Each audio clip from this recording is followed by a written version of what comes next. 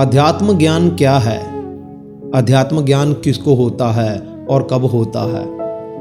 अध्यात्म ज्ञान किसको प्राप्त करना अभीष्ट है तथा किसको नहीं? अध्यात्म ज्ञान प्राप्त होने के बाद क्या होता है? अध्यात्म ज्ञान अर्थात आत्मा का ज्ञान कैसे प्राप्त किया जा सकता है? इस ज्ञान को प्राप्त करने के लिए आत्मा के स्वरूप को समझना होगा, इसकी यथार्थता को मानना होगा। यह आत्मा कभी पैदा क्यों नहीं होती तथा यह कभी मरती क्यों नहीं? क्यों शरीरों के वृद्ध होने पर यह आत्मा उस वृद्ध शरीर को छोड़ देती है? और अगर वृद्ध होने पर ही शरीर छूटता है तो क्यों बाल्यावस्था में ही कुछ शरीरों की मृत्यु हो जाती है? क्यों इस आत्मा को शस्त्र काट नहीं सकते, अग्नि इसे जला नहीं सकती, वायु इसे सुखा नहीं सकती तथा जल इसे गीला नहीं कर सकता? क्या यह शरीर इस आत्मा के वस्त्र मात्र हैं? यह आत्मा वस्त्र कैसे बदलती है? आत्मा को जानने के बाद आत्मज्ञान पूर्ण हो जाता है। ऐसे ही आत्मा से जुड़े हुए कुछ प्रश्नों का उत्तर देने के लिए आज के गीता के 3 श्लोक आपके सामने हैं। तो चलिए दोस्तों, श्रीमद् भगवद गीता में श्री कृष्ण के द्वारा कहे हुए इन श्लोकों का अध्ययन करते हैं। ओम योगः कर्मसु कौशलम्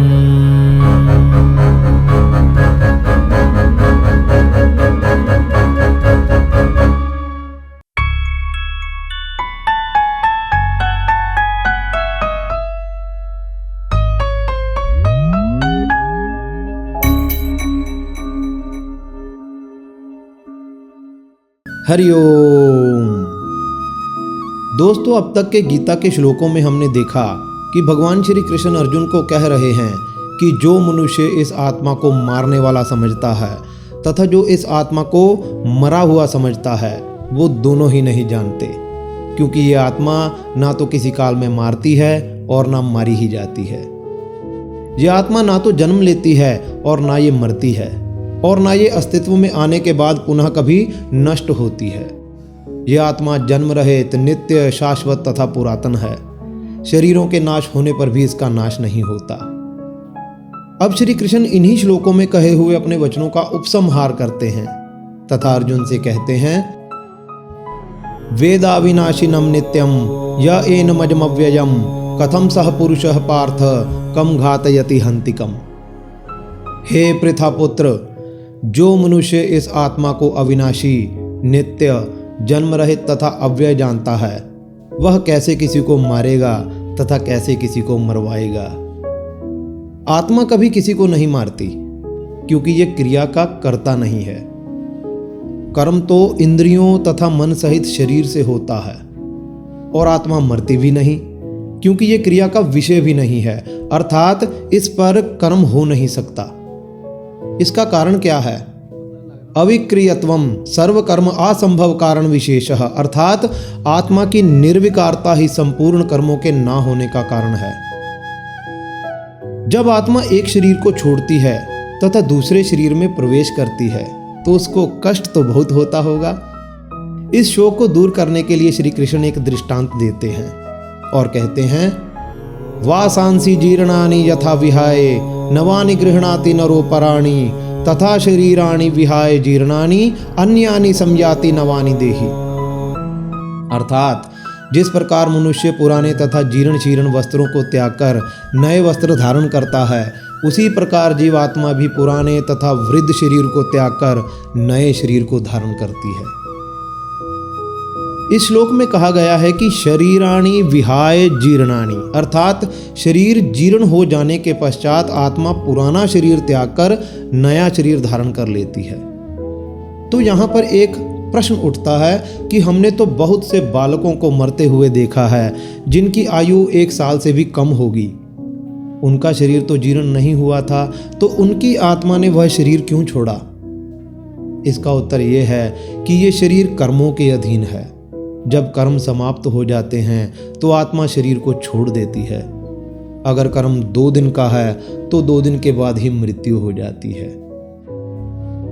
आत्मा अविकारी, नित्य तथा परिवर्तन रहित कैसे है? इस पर श्री कृष्ण कहते हैं, नयनम छिन्दन्ति शस्त्राणि नयनम दहति पावकः न चैनम क्लेदयन्त्यापो न शोषयति मारुतः। आत्मा को शस्त्र काट नहीं सकते, अग्नि उसे जला नहीं सकती, जल उसे गीला नहीं कर सकता तथा वायु उसे सुखा नहीं सकती। परमात्मा के गुणों से बनी इस सूक्ष्म आत्मा को भौतिक जगत के स्थूल स्पंदन स्पर्श नहीं कर सकते।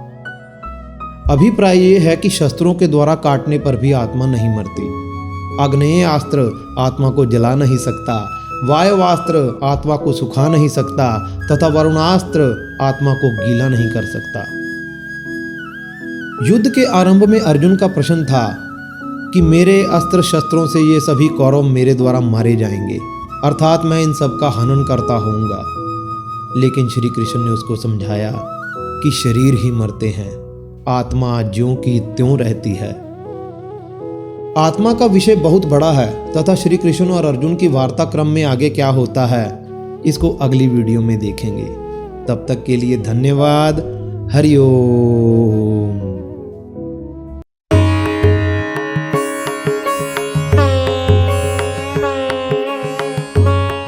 दोस्तों, हमारी पिछली वीडियो में प्रश्न था कि सनातन संस्कृति के अनुसार एक मनुष्य के जीवन काल में कितने संस्कार होते हैं।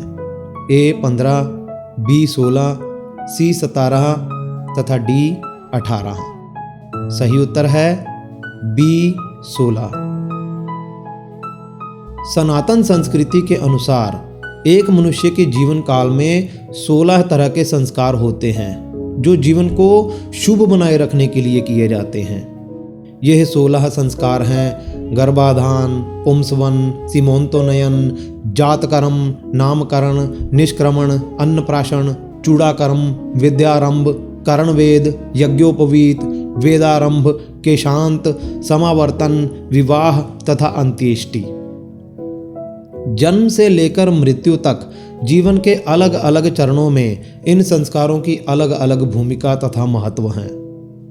इनमें से नामकरण, विवाह तथा अंत्येष्टि संस्कार ही आजकल पूर्ण रूप से किए जाते हैं और ये करणीय संस्कार हैं जो महर्षि पतंजलि द्वारा चित्त के ऊपर पड़े हुए संस्कारों से भिन्न होते हैं। अगर आप इन 16 संस्कारों के ऊपर और विस्तृत जानकारी चाहते हैं तो डिस्क्रिप्शन में तथा कमेंट बॉक्स में लिंक है, वहां पर क्लिक करके देख सकते हैं। इस श्रृंखला से जुड़ा हुआ हमारा 26वां प्रश्न है कि इनमें से कौन रावण के चचेरे भाई थे। A Kumbhakarna, B Vibhishan, C Meghnad तथा D खर तथा दूषण। कृपया कमेंट करके जरूर बताएं। हरि ओम।